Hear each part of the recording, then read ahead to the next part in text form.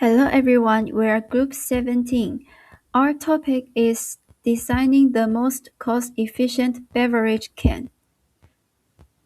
I am Mu Wenqi and my student ID is DSC2509042.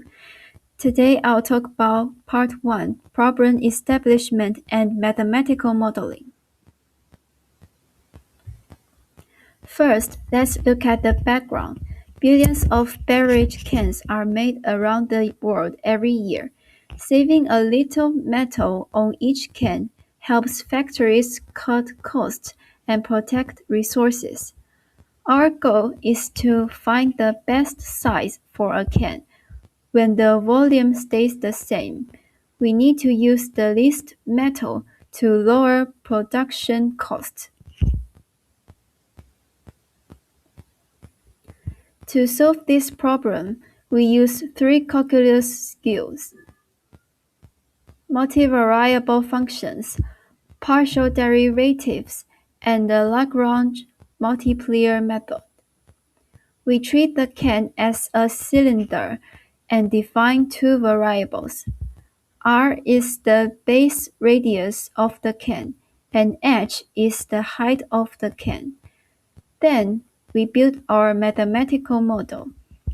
Our objective function helps us get the smallest total surface area. The formula is ARH equal to 2 pi r squared plus 2 pi RH. 2 pi r squared stands for the area of the top and bottom circles. 2 pi RH is the side area of the can. Our constraint rule is that the can's volume is fixed with the formula GRH equal to pi r squared h equal to V. Now that we have our objective and constraint conditions ready, how can we solve this optimization problem? My teammate will demonstrate two effective solving methods for us. Okay, hello everyone. My name is Xue Xunze, student ID DSC2509050, and my part is the solving method. So far, we have a clear model. Minimize the surface area A, while the volume V stays fixed. I will solve it in two different ways, substitution and Lagrange multipliers, and show that both routes lead to the same simple answer. Let's start with the familiar way, substitution. The constraint with the volume is fixed. V equals pi r squared h. So we solve it for h. H equals V over pi r squared. Now substitute this into the surface area. The two variables function becomes a one variable function. A of r equals 2 pi r squared plus 2V over r. This is now ordinary single variable calculus. We take the derivative and set it to 0. Solving this gives r cubed equals v over 2 pi. On the graph, this is exactly the lowest point of the U-shaped curve. And if we put this r back into h, we get h equals 2r. Please remember this result.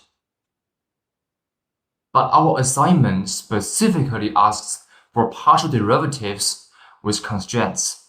So here is the second road, Lagrange multipliers. The idea is geometric. In the diagram, the dashed curve are the level curves of A, and the solid curve is our constraint. G equals 0. At the optimal point, the constraint curve is tangent to a level curve. Tangent means the two gradients are parallel. That gives the famous condition. Gradient of A equals lambda times gradient of G. Writing it out, we get two equations. One for each partial derivative. The second one is simpler. So we solve it first. Lambda equals 2 over r. Then we substitute lambda back into the first equation. The terms cancel nicely, and again, h equals 2r. So, two completely different roads, one answer. In plain words, the best can has its height equal to its diameter. A short, fast can, fat can. Substitution is quick. Lagrange multipliers scale to bigger problems, and this is exactly the method our assignment requires. But is this a real minimum? And what does it mean with real numbers? We will show next with a worked example. My name is Xiaojing and my student ID is DSC25090045. Now, I will move on to part 3 of my presentation. In this session, I will apply the mathematical model we built earlier to a real-world beverage can case. I will compare the optimal designs against non-optimal designs and explain the practical significance of this model. In previous sessions, we constructed the mathematical model and derived the theoretical optimal condition via differentiation. The surface area of a cylinder is minimized when its head equals the diameter of its base, that is, h equal to 2r. We can test this theoretical conclusion with a real case. Suppose a beverage can holds 330 milliliters, equivalent to 330 cubic centimeters. Based on our derived optimal condition h equal to 2r, we substitute the volume into the model and calculate the ideal dimension for the can. A base radius of approximately 3.74 centimeters and a head of roughly 7.48 centimeters. When we plug these values into the surface area formula, we obtain the theoretical minimum surface area of about 264 square centimeters. This tells us that for a 330 milliliters beverage can, to minimize raw material usage while keeping the volume constant, the optimal dimension ratio requires the head to match the base diameter. To clearly demonstrate the practical value on this finding, we draw a comparison between the theoretical optimal design and a non-optimal alternative. We keep the can volume fixed at 330 milliliters, but redesign it to be slimmer and taller. For example, setting the head to 4 times the base radius. Calculations show this slimmer design has a total surface area of around 278 square centimeters.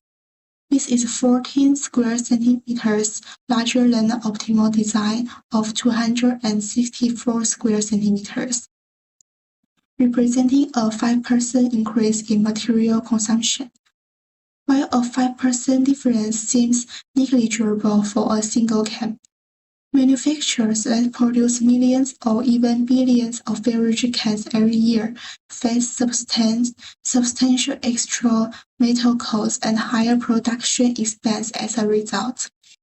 Therefore, calculus-based optimization not only yields theoretically ideal dimensions, but also helps enterprise cut manufacturing costs, improve resource utilization efficiency, and decrease resource waste and carbon emissions, bringing tangible environmental benefits.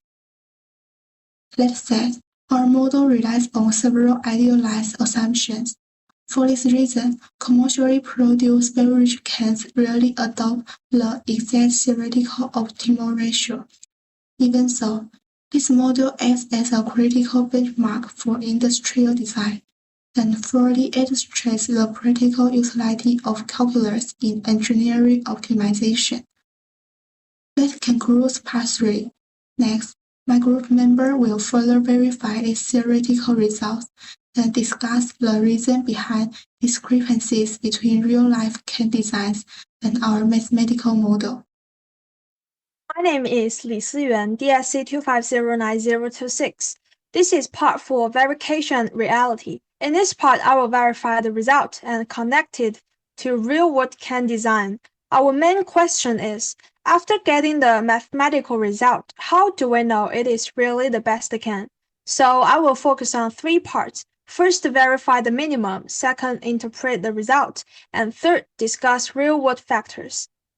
First, let's verify that the critical point is a true minimum, not a maximum. On the left, we reduce the material function to AR. This means the surface area depends only on the radius. Then we take derivatives. The key point is the second derivative. Because r is larger than 0 and v is larger than 0, this value is always positive. So the surface area curve is convex, and the stationary point gives the least material. The graph on the right shows the same idea. The minimum occurs near r equals to 3.74. If we move away from this point, the surface area increases. Next, let's interpret the result. The mathematical optimum is h equals to 2r, which means the height equals the diameter. In the ideal model, r is about 3.74 and h is about 7.48. So the ideal can is shorter and wider than many everyday cans. But in real product, the height is usually larger than 2r. This is because manufacturing, stacking, labeling, and customer expectations can shift the final design. So this is not a failure of calculus. It just shows that optimization depends on the assumptions in the model. Finally, let's look at why manufacturers do not always choose the calculus optimum. There are 4 main reasons. First, cans must fit existing machines and standard lead sizes. Second, material is not uniform because some parts need thicker metal. Third, human factor matter, such as grip and product recognition.